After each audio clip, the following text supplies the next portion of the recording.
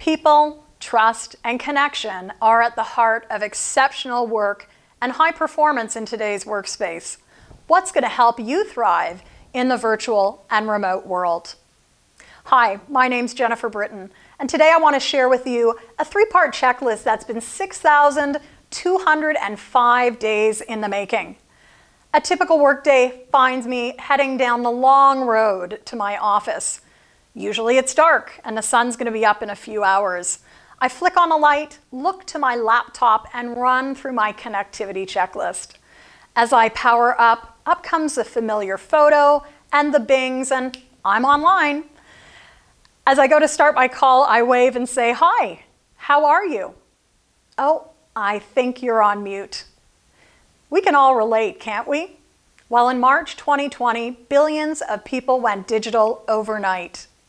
By the end of that month, the BBC estimated that over 100 countries had instituted either a full or a partial lockdown. At the same time, it's essential that we reconnect people in the workspace. And it's not just because Zoom fatigue is real. It's not just because the impact of loneliness has an equal health impact to smoking half a pack of cigarettes a day. But it's because we need each other to be in dialogue for the conversations that can create change. I've been on a mission for the last 3 decades to connect people with the conversations that matter and the conversations that will create change.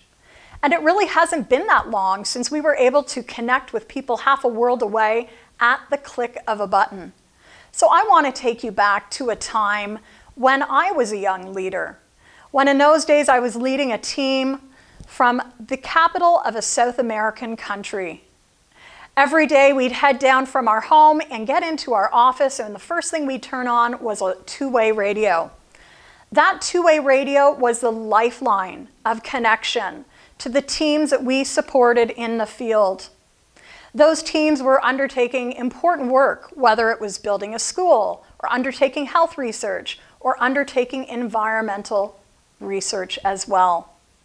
And that two-way radio was a technological lifeline, connecting them with the resources and tools they needed. It was also what created exceptional performance grounded in trust. So you might think, well, that was years ago. How do we create that today? How do we create those pivotal and vital conversations in today's 360-degree, 365-day world? Well, it's all about connection. So I want to take you through a 3-part connectivity checklist that's been years in the making. And first on my checklist is number 1, people first. It's all about the conversation. It's all about bringing people together for dialogue. And dialogue comes from the Greek words dia and logos, meaning between or within. We need to bring people together for the conversations that matter. And we need to use all the tools that are available to us. My guess is that you've been on a lot of virtual calls recently.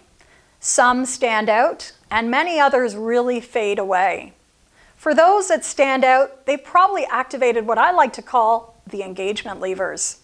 So think about how you use polling and chat, whiteboards and annotation, and my favorite, breakouts. We can bring people's voice into the room, which is so critical in the remote and hybrid world, by activating these 5 engagement levers. So that takes us to number 2 on the checklist, fostering trust and safety. We know that teams and organizations that excel have high levels of trust and safety, where people feel that they can bring the real issues to the table without fear of retribution. When we're in a hybrid space, things get magnified, and it's even more critical that we take time to connect people, to make sure that people do feel that they know each other. Trust is built through actions, and actions are so much harder to be seen through the screen. So what are you doing to foster that trust and safety while bringing all voices into the room? And that takes us to a future story. I want to take you away from the roads that used to take 5 days of travel forward to another team that I was leading.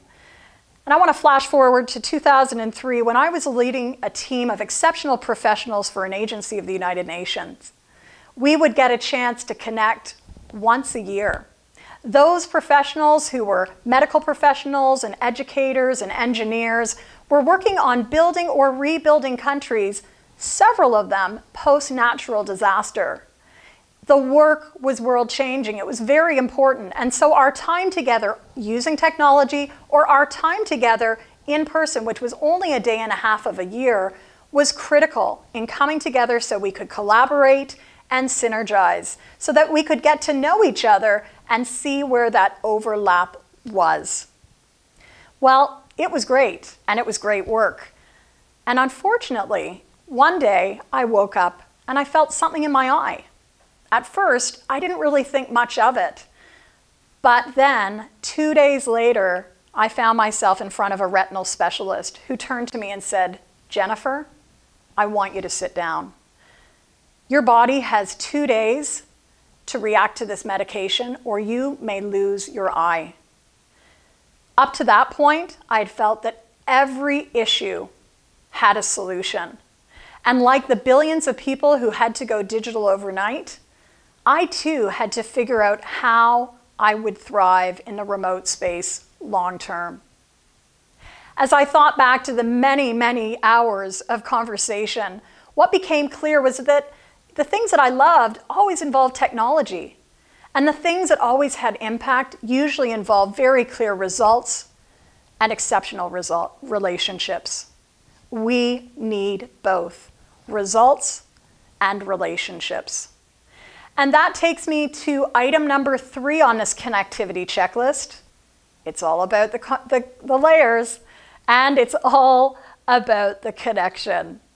In the virtual space, it's not just one layer of connection. We have multiple layers. And as you go on to any calls that you have upcoming, I want you to think about how you're connecting in on multiple layers.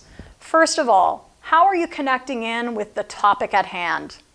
Next, think about how you're connecting people together for that dialogue using all the tools available. Of course, we want to connect to the person who's leading the call, but we also want to think about how this call connects to our context. In a hybrid world, each one of our contexts is different. One workspace is not the next workspace. And it's critical that we intentionally design ways of working, terms of engagement, and build that strong team culture. As we connect, we also want to think about how we connect in with technology. So as you go to your upcoming calls, think about what you could be doing to activate. This next phase of the world of work is going to be different. And 78% of CEOs surveyed by PwC agree that remote collaboration is here to stay. So how do we do that? Well, we need to activate skills like listening and questioning. We need to build in more pause so that we can come together for dialogue. And we also want to figure out how do we come together and synergize. Like I've shared today, it's about putting people first. It's also about ensuring that there is the trust and safety available. And of course, it's about relationships and results. So next time, as you go to lead your own calls, as you think about your virtual and hybrid work, think about these 3 fundamental principles. Number 1, people first. It's all about the conversation. Number 2, we need the trust and safety to have the most important conversations for the moment. And in order to do that, we need to bring all voices into the room using all the tools available. And number 3, it's all about the connection. This next phase of the world of work is going to be different.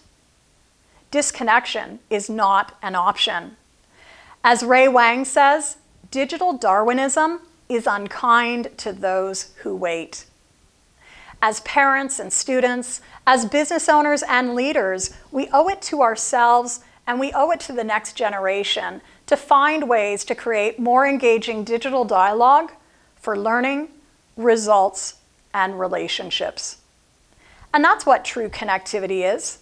Technology only helps us to deliver. So whether you're remote by choice or hybrid by chance, we all need to be part of the conversation.